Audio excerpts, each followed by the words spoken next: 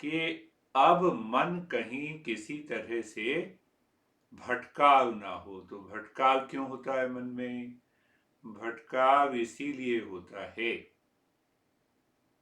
किस लिए होता है कि मन को ये पता लग जाता है या मन ये बहक जाता है कि बाहर संसार में सुख है। सुख नहीं है, खाना जो मनपसंद का हम खाते हैं उसमें सुख है, कपड़ा मनपसंद का पहनते हैं तो उसमें सुख है, क्यों नहीं? संभोग करते हैं तो उसमें सुख है। तो फिर आप ये क्यों कह रहे हैं कि बाहर सुख नहीं है? कोई भी एक छोटी सी मन की दिशा बदल जाए तो सुख बदल जाए। डोसा पसंद है पर डोसा मन पसंद का नहीं आया तो बदल गया, खत्म बात। सुख वहां से उसी समय चला गया। पत्नी ने कुछ कहा, पहले तो पत्नी बहुत अच्छी थी, अब पत्नी ने कुछ कहा तो एकदम मन बदल गया। मुझे ये बात तुम कहने वाले थे, जैसे ही तुमने शुरू की तो मुझे पहले ही पता लग गया। तो तुमने बोल के कह दिया तो मुझे पहले ही पता थी। जैसे तुमने बोलना शुरू किया उससे पहले मुझे लग गया कि हाँ ये बात है। तो अब ये देखना है, दो बातें क्या की हमने कि बाहर सुख नहीं है, तो बाहर तो हम सुख देखते ही हैं, कपड़ों में, संबंध में, खाने पीने में, सब में सुख देखते हैं। पर उस सुख में बहुत सारे कारण हैं। अगर उसमें से एक कारण भी कम हो जाएगा तो सुख दुख में बदल जाएगा। अब वो कारण कैसे बदल जाता है? क्योंकि बाहर का सुख हमारी पसंद पर निर्भर करता है। पसंद कहां से आती है? मन से आती है। अब ये पसंद मन में कहां से आई? अज्ञानता से आई। तो ये अज्ञानता कभी भी किसी को भी धकेल देती है। विश्वामित्र जैसे थे, उनको धकेल दिया तो हम कहाँ टिकते हैं? तो श्रवण मनन का बहुत बड़ा उपयोग है। प्रतिदिन उसमें कुछ समय लगाना, उसके ऊपर मनन करना।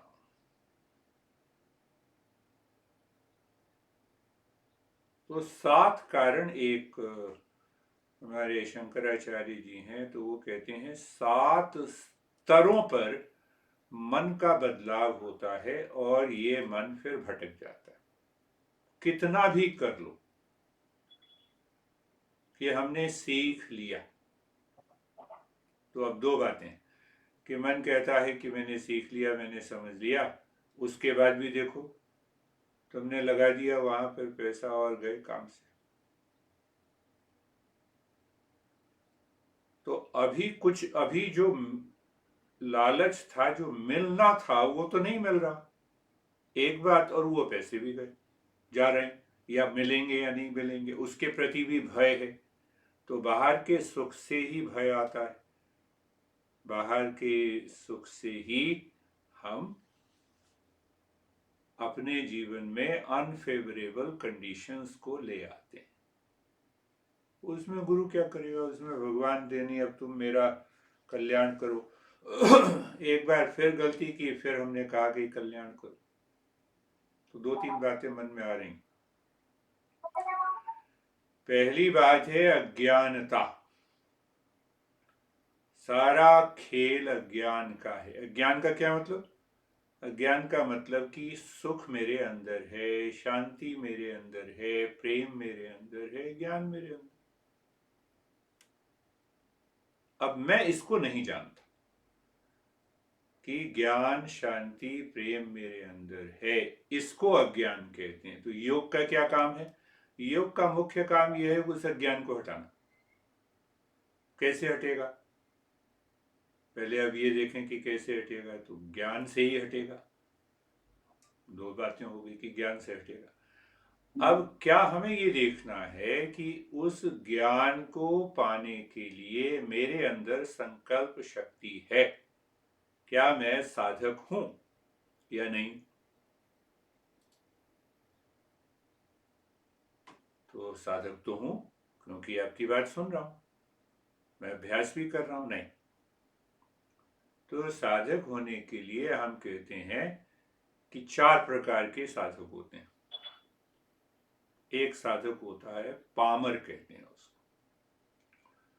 तो एक नहीं, साधक नहीं कहो कि, बल्कि संसार में हम पूरे सभी व्यक्तियों को 4 भागों में बांट सकते हैं। पहला जो वर्ग है व्यक्तियों का, वो 95% व्यक्तियों का। वो क्या करते हैं, ऐसे व्यक्ति क्या होते हैं, उनको भगवान से कोई मतलब नहीं। लॉस हुआ तो भगवान आ जाता है बीच में, उससे पहले नहीं आता। लालच में प्रॉफिट हो रहा है तो मस्ती, कोई परवाह नहीं, सब कुछ ठीक ठीक चल रहा है, ठीक चल रहा, हाँ ठीक ठीक।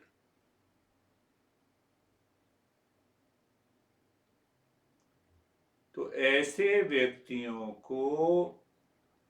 व्यक्तियों को हम ये कह सकते हैं कि ये अंधे व्यक्ति होते हैं।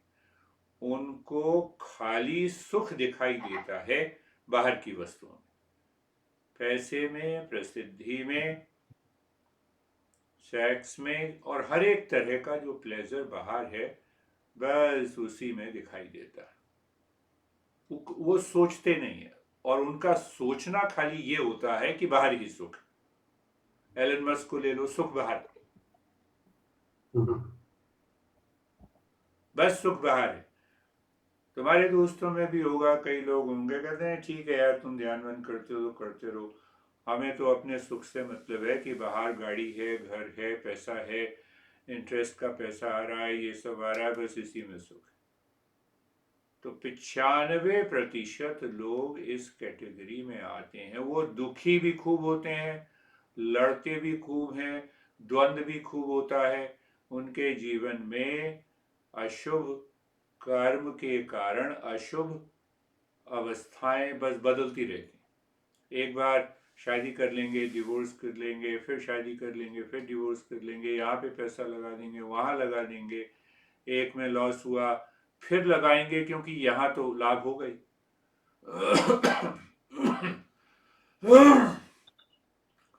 तो ये एक पहले कैटेगरी। हम क्या बात कर रहे हैं कि अज्ञान से ज्ञान की ओर यात्रा। ज्ञान मिलेगा तो वो दूर हो जाएगा, पर ज्ञान किसको मिलेगा, तो साधक को मिलेगा। तो साधक की वृत्ति को समझने के लिए हमारे गुरु कहते हैं कि भाई सारे व्यक्तियों को तुम 4 भागों में बांटो। तो पहला भाग ये हो गया। अब दूसरा भाग, तो दूसरे भाग को कहते हैं विषयी, ऑब्जेक्टिव ओरिएंटेड। जो कहाँ समस्या आई तुम अब खुद ही खोजना। ऑब्जेक्टिव ओरिएंटेड क्या मतलब हुआ कि मेरा मन पहले कैटेगरी की तरह तो है, पर उसमें मैंने ईश्वर को भी मिला लिया, गुरु को भी मिला लिया। जो तुम कह रहे थे, मैं बार बार टोक रहा था इसीलिए। विषयी का मतलब है विषय के प्रति आकर्षण तो है ही बना हुआ, वो बना ही रहेगा, बना ही रहता है।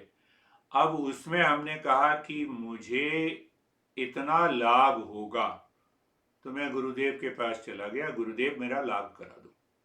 मैंने गुरुदेव को, भगवान को, मंत्र को, ध्यान का इस्तेमाल मैंने विषय के लिए किया। तो अभी साधक कहाँ हो? भगवान जो करेगा, गुरुदेव जो कृपा करेंगे, कर तो मैंने दिया और गुरुदेव कृपा करेंगे।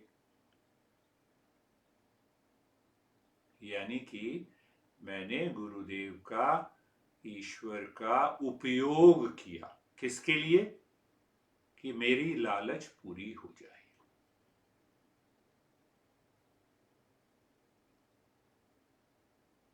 तो ये व्यक्ति भी अज्ञान में रहेगा, ये व्यक्ति भी दुखी होगा, इस व्यक्ति के जीवन में भी समस्याएं बहुत आएंगी। चांस की बात है कि ठीक है भगवान वैष्णो देवी की यात्रा पे चले गए, अच्छा 5 लाख की लॉटरी निकाल दी, इसीलिए यात्रा पे जा रहा हूं। तो मैंने भगवान का उपयोग किया। इस दूसरी कैटेगरी को कहते हैं विषयी। तो लाभ होता है, हाँ तो होता है, जितना लाभ होता है उतनी हानि भी होती। मन पिघल गया, मन बह गया, मन बह गया, तो ये दुखी भी होते हैं। अब श्रवण भी किया, मनन भी किया, फिर भी दुखी हो रहे हैं। तो अभी श्रवण मनन का लाभ, ध्यान का लाभ, ध्यान अभी तक गहराई में पहुंचा नहीं।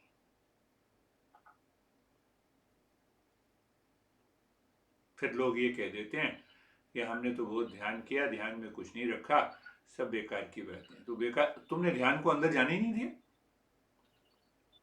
मन कहाँ केंद्रित है? विषय पे, बाहर संसार में केंद्रित है। और हम ध्यान भी कर रहे हैं, तो ध्यान हम जब करेंगे तो कर्म किया ना, तो ध्यान का तो लाभ होगा। तो कितनी देर तक लाभ होगा? जब तक ध्यान किया। बाद में फिर मन वहीं पे बदल गया, बाद में फिर मन वहीं चला गया, तो उसको कहते हैं विषय। नहीं तो क्या हम अपना पारिवारिक, सामाजिक जीवन और व्यवसायिक जीवन ना जिए? कौन कह रहा नहीं जिए? कोई शास्त्र नहीं कहता। शास्त्र कहता है धर्म, अर्थ, काम और मोक्ष, 4 चीजें हैं। पर पहली जो चीजें हैं, धर्म, अर्थ और काम, ये तीनों का प्रयोग इन तीनों को केंद्रित करना होगा मोक्ष के ऊपर, ध्यान की सफलता में, न कि उल्टा। क्या मतलब हुआ? कि धर्म, अर्थ और काम को संतुलित करते हुए हमें ध्यान में जाना होगा। एक बात, धर्म, अर्थ, काम के लिए हम ध्यान कर रहे हैं तो सारा गुड़ गोबर हो जाए। तो ये 2 कैटेगरी में आते हैं लोग। कौन सी 2 कैटेगरी? एक तो पामर, जिसको मैंने बताया 95%, उनको कोई मतलब नहीं है, उनको खाली उनका मन ये है कि आज 5,000 आ जाएगा, आज 2,000 बच जाएंगे, आज 5 लाख बच गया, कल 10 लाख लगा दिया तो 20 लाख होना चाहिए। फिर दुखी होंगे, फिर लड़ेंगे झगड़ेंगे, परिस्थितियां बदलेंगी, फिर हमने इधर लगा दिया, बस 2, 3, 4 में हम खोए रहे। विषयी में क्या है कि विषयी में उसने कहा अच्छा भगवान से प्रार्थना करेंगे तो 5 लाख मिल जाएंगे, इतना इंटरेस्ट मिल जाएगा, हाँ मिल जाएगा, तो करो, उसमें पूजा में लग गई। नहीं, भगवान का भी मैंने प्रयोग किया कि मुझे पहले फायदा दे दो, बाद में तुम्हें देखूंगा, ये विषय की। तो दोनों, ये दोनों बहुत दुखी भी रहते हैं और क्लेम करते हैं कि बहुत हम सुखी हो गए। मैंने पहले बताया कि बाहर संसार में क्या सुख नहीं है, पर उस सुख में दुख छिपा हुआ है।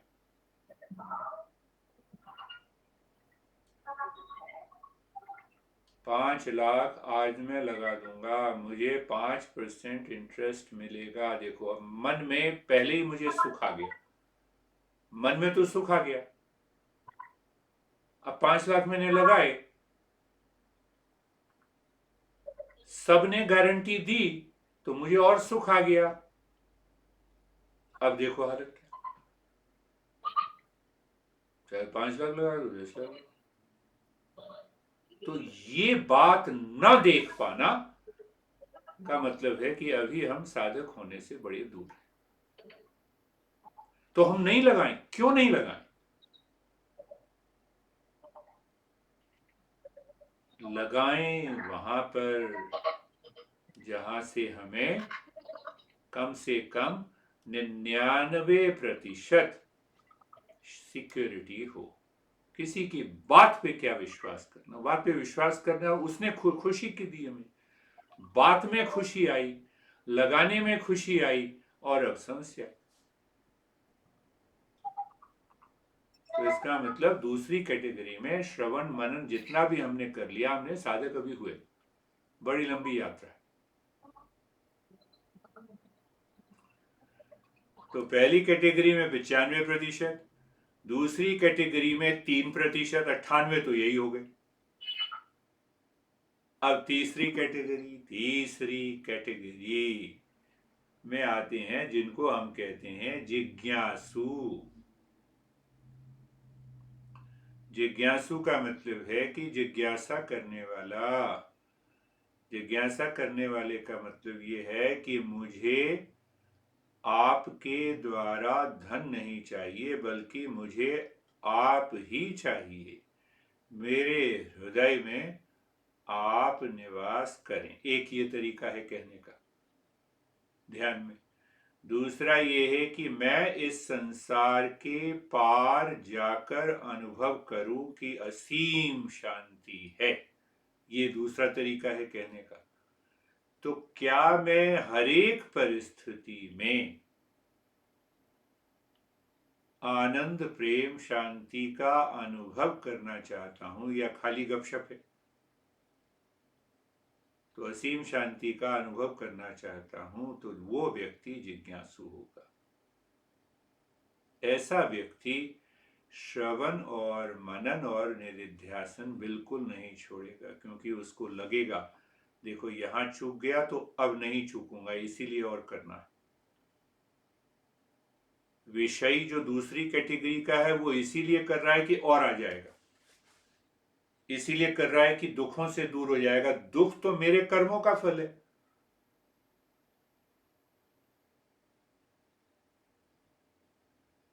मेरे कर्मों का फल है। अच्छा, तो वो गुरुदेव कृपा करें कि आप मेरे कर्म ले लें। क्यों ले लेंगे? मेरे मन के अंदर के संस्कार तो वही हैं, और बाहर मैंने गुरुदेव से याचना की तो डेफिनेटली कि मन की दिशा बदली थोड़ी देर के लिए। उतना दर्द नहीं हुआ जितना मुझे उस कर्मों से होना चाहिए। तो थोड़ी देर के लिए बदली, जितनी देर के लिए बदली उतना ठीक है। पर उसका कर्मों का फल तो भुगतना पड़ेगा। तीसरी कैटेगरी ये हो गई। तो इस जिज्ञासु को 50% क्या होता है, बार बार सुनने से समझने से विवेक आने लगता है। और फिर मन अगर कहीं भटका तो विवेक हम ले आए, तो मन का भटकना बंद हो गया।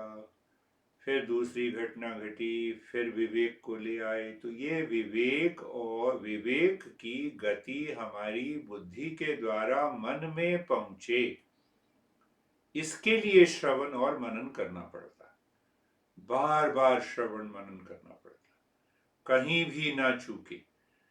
मैं पिछले हफ्ते बता रहा था कि ये बताओ,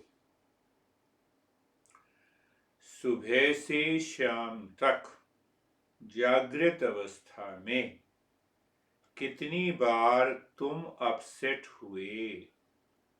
छोटी छोटी बातों पे अपसेट हो जाते हैं। कंप्यूटर नहीं चल रहा, अपसेट हो गए। पत्नी ने कुछ कह दिया, उसमें अपसेट हो गए। खाना ठीक नहीं बना, उसमें अपसेट हो गए। कोई विचार आ गया, देखो कि वो पैसे नहीं दे रहा, उसमें अपसेट हो गए।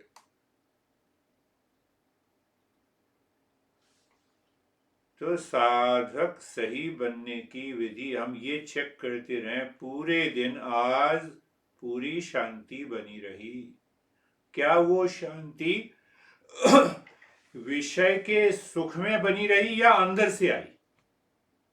हमें पता लग जाएगा हम साधक हैं नहीं। गुरु को चेक करने की जरूरत नहीं। तो ये तीसरी, तो साधक, ये तीसरी कैटेगरी हुई। और एक कैटेगरी, 1% की कैटेगरी है कि जो मुक्त हैं, जिनको ज्ञान मिल गया, उनको सुनने की जरूरत नहीं।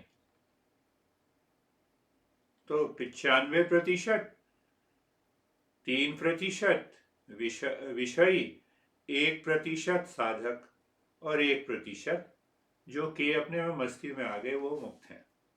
कहीं भी बिठा लो उसको।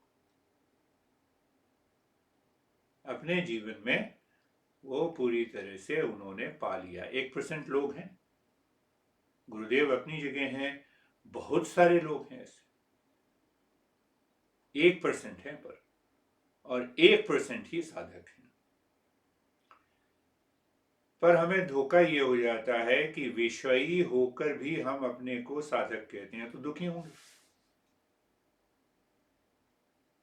कम से कम एक पामर जो पहली कैटेगरी का है वो कुछ करता नहीं है, उसको नहीं मतलब मंदिर नहीं जाना, पूजा नहीं करना, मंत्र नहीं करना, ध्यान नहीं करना, क्या नहीं, सब कुछ जो है सब भगवान मेरे पैसा है, पैसा भगवान है, सब कुछ भगवान है। तो उनको उनको मतलब नहीं है, वो दुखी भी होते रहते हैं, सुखी भी होते रहते हैं, उनको मतलब वो दुख सुख में अपना चले जाते हैं।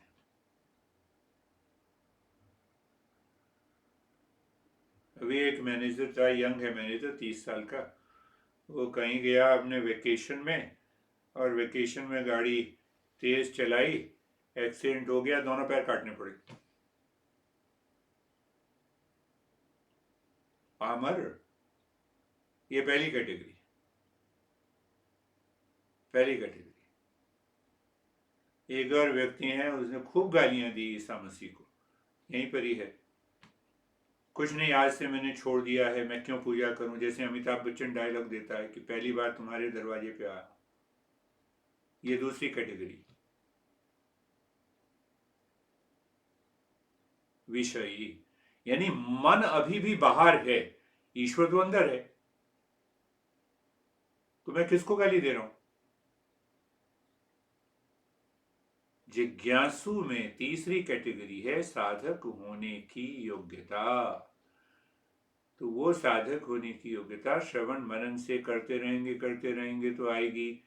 अब उसके आने के बाद एक ऐसी अवस्था आ जाए कि जो 25 बार सुबह से शाम तक हम अपसेट होते हैं, दुखी होते हैं, वो बंद हो गया, उसकी फ्रीक्वेंसी कम हो गई, उसकी इंटेंसिटी कम हो गई, हमारा रिकवरी पीरियड है वो बड़ा फास्ट हो गया। क्या मतलब हुआ? सुबह उठे, मन में एक व्यक्ति की याद आई, उसके प्रति घृणा का भाव उठा, अब ये घृणा का भाव मुझे पूरे दिन चैन नहीं करने देगा, वो घंटों बना रहा, तो रिकवरी पीरियड तो नहीं बना ना, रिकवरी पीरियड तो लंबा हो गया।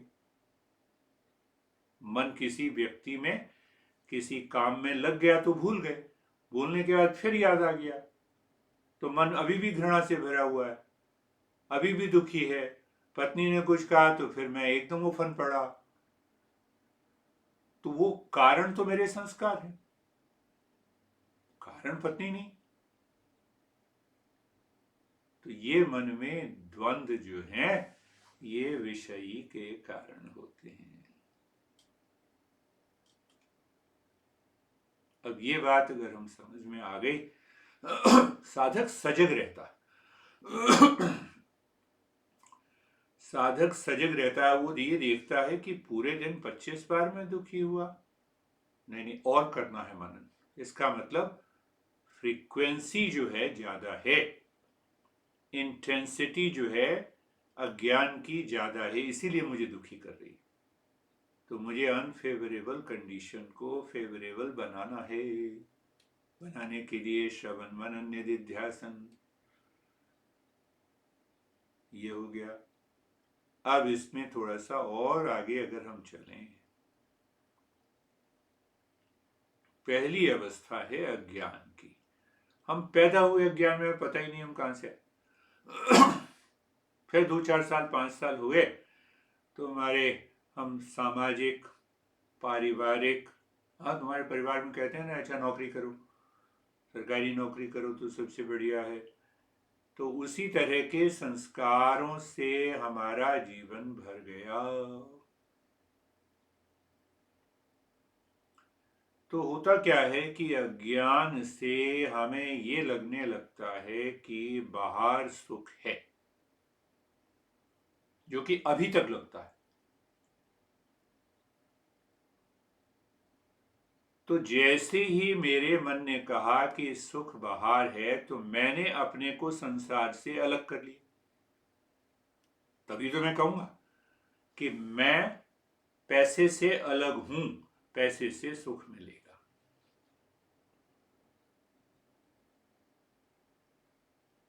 तो द्वंद आ गया। तो जैसे ही द्वंद आएगा अज्ञानता के कारण, अब मेरी मेरी बुद्धि जो है वो पसंद और नापसंद में आ गई कि मुझे ये पसंद है, ये पसंद नहीं है। मैंने यहाँ पैसा लगाया, करते समय पसंद है, करते समय विश्वास था, बाद में परिणाम नापसंद का आया। तो अब पसंद मैंने किया तो उसके लिए कर्म किया, अब नहीं पसंद है, उल्टा हो गया, तो उसके विरोध में काम किया, तो कर्म में फंस गया ना। अब मैं कर्म में फंसा हुआ। अगर मैं यही नहीं करता तो मुझे ऐसे कर्म करने की जरूरत ही नहीं होती, कोई समस्या ही नहीं होती। तो वो चूक मेरी अज्ञान से हुई। पहले अज्ञान से हुई, अज्ञान से द्वंद आया, द्वंद से पसंद नापसंद, उसको कहते हैं शोभना अशोभन बुद्धि। तो शोभन अशोभन बुद्धि के द्वारा अब मैं कर्म करूंगा। अब मुझे ठीक भी तो करना है, तो ठीक करने के लिए कर्म करना है। तो अब मैं लिप्त हो गया ना, उसमें फंस गया, मैं कर्म करने के चक्कर में फंस गया। अच्छा, आज भी फिर फोन करता हूँ, आज मेरा मिल जाएगा। नहीं नहीं, अभी तो नहीं मिलेगा, जब मिलेगा तब दे दूंगा। फिर परेशान हो गए, अब कुछ कह भी नहीं सकते। तो अब कर्म हमने किए, तो अब इस कर्मों का फल तो मुझे मिलेगा। उसी को कहते हैं पाप और पुण्य। फेवरेबल कंडीशन पुण्य हो गया, अनफेवरेबल हो गया पाप पुण्य। पाप पुण्य कोई लेने देने वाला नहीं है, वो तो हमें भुगतना पड़ेगा।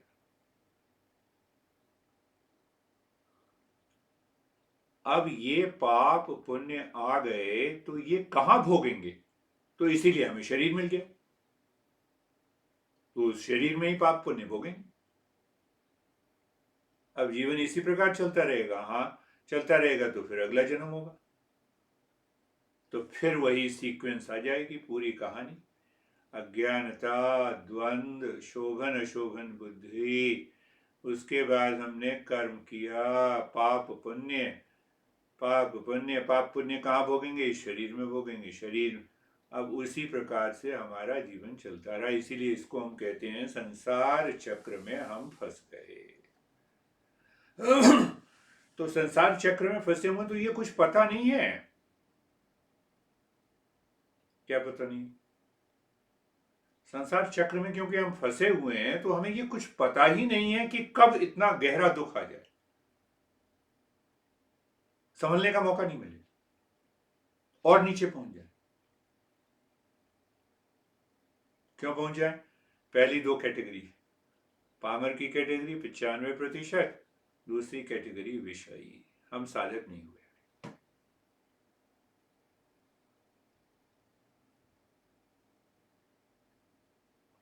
विषयी की कैटेगरी है।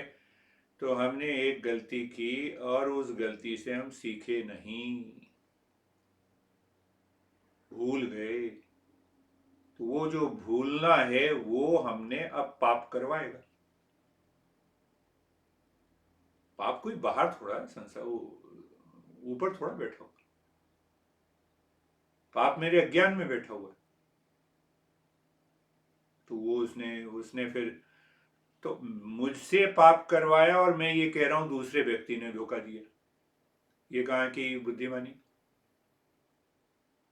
पाप तो मैंने किया और कह रहा हूं दूसरे ने, नहीं नहीं इसने गलत किया इसी वजह से। अगर वो मुझे देता रहता तो सब कुछ ठीक था। पर पहला स्टेप किसने लिया? ये तो हमने सोचा ही नहीं। क्यों सोचे हम? तो विषयी हो गए।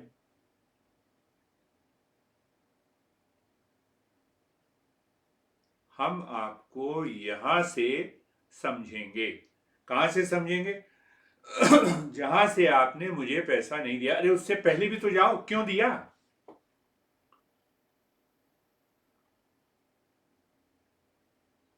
क्यों दिया? तो वो जो क्यों दिया, उसने ये चक्र बना दिया, पाप पुण्य का चक्र वो बनाएगा, कुछ भी कर लो। अब हमने सीख लिया, विवेक आ गया, अब हम हमेशा विवेक के स्तर पे ही काम करेंगे, तो हम हो गए साधक। साधक, और साधक भी तीन कैटेगरी के होते हैं, ये तो चार प्रकार के व्यक्ति हुए। एक उच्च कोटि का साधक होता है, उसने एक बार सुना, समझ लिया, विवेक में बने रहे, खत्म बात। दूसरे को कह दो मंद साधक। मंद साधक जो है, उसके जीवन में क्या रहती है, उसके दूसरी कैटेगरी के जीवन में ये सात वाला जो चक्र है वो घूमता है, फिर दूर हो जाता है, फिर आता है, फिर जाता है, फिर आता है, फिर जाता है। और तीसरी कैटेगरी तो वो फिर विषयी हो गया और पहली कैटेगरी में आ गया, 98% की कैटेगरी में आ गया।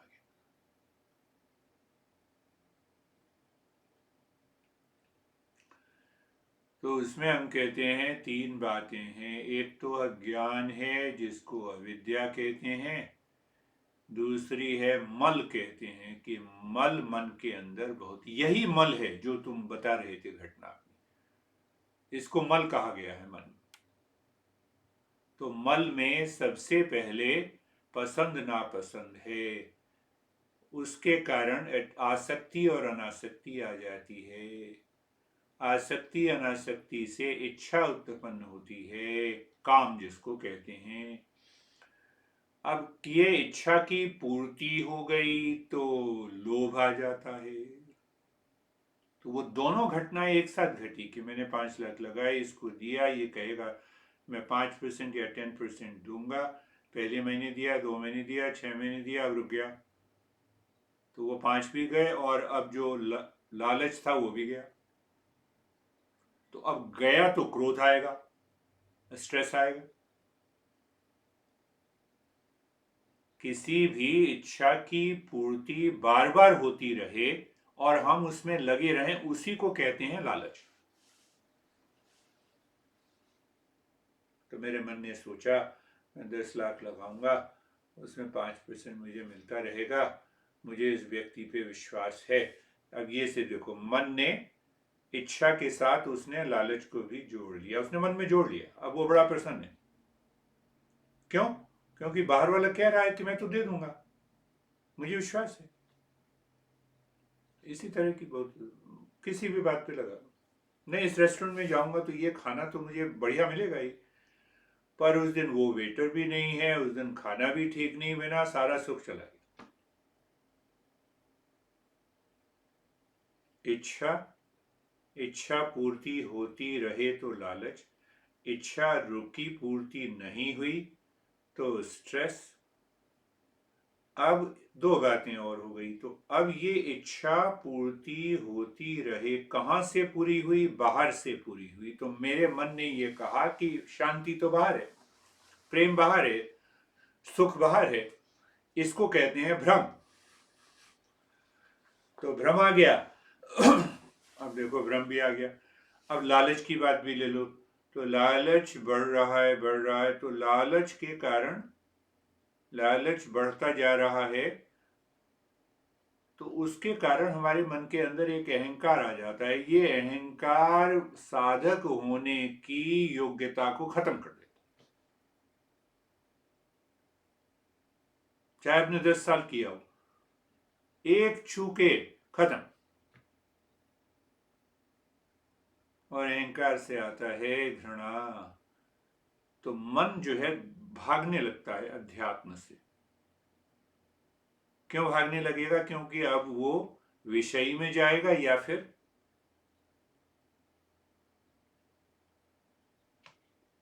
भूल जाएगा। ये भूलते हैं, पहले इसका इलाज करते हैं।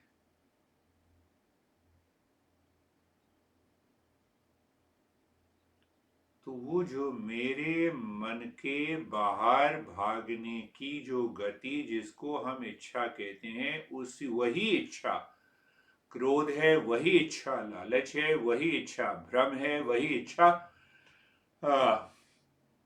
अहंकार है, वही इच्छा घृणा है। तो जिसको अभी तुमने कहा कि दोस्त है, अब उससे घृणा हो जाए, मन में तो घृणा है। ये देखो, ये बात कर ही नहीं रहा, पहले तो इसने वादा किया था।